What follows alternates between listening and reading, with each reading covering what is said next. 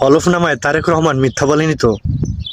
নির্বাচন কমিশনের নিয়ম অনুযায়ী কেউ যদি সংসদ সদস্য হিসাবে নির্বাচন করতে চায় তাইলে তার স্থাবর অস্থাবর সমস্ত সম্পত্তির ডিটেলস নির্বাচন কমিশনকে জমা দিতে হয় এবং তার বাৎসরিক আয় কত সেটাও জমা দিতে হয়, যেটাকে আমরা বলি হলফনামা। তো সেই নিয়ম অনুযায়ী তারেক রহমানও সেই সেমই কাজ করেছে, কিন্তু এখানে তারেক রহমান তার বাৎসরিক আয় হিসাবে 6,76,000 টাকা হলফনামায় উল্লেখ করেছেন। এই হিসাব করলে তার প্রত্যেক মাসে 53,000 টাকার মতো আয় আসে। এখন আমার প্রশ্ন হইল, আমার অনেকে গালাগালি করেন, ভাই আমার কথাটা যৌক্তিক কিনা সেটা একটু দেখেন। যদি আমার কথাটা যৌক্তিক না হয় তাইলে আমাকে অনেক গালিগালাজ আপনারা যা ইচ্ছা তাই করতে পারেন। সে গুলশানে যেই ভাড়া বাসায় থাকে, সে যেরকম ব্যক্তি তার বাসাটাও সেরকম এবং বাসা ভাড়াটাও সেরকম থাকা উচিত, কি কথা ঠিক না? এরপরে দেখেন তার গাড়ি আছে, এখন গাড়িতে চলতে তার পেট্রোলের প্রয়োজন নাই, তার তো সংসারে ব্যয়বহুল একটা খরচ আছে। তার গাড়ি চলে কি দিয়া, বাসা ভাড়া দেয় কোথা থেকে, তার সংসার চালায় কিভাবে?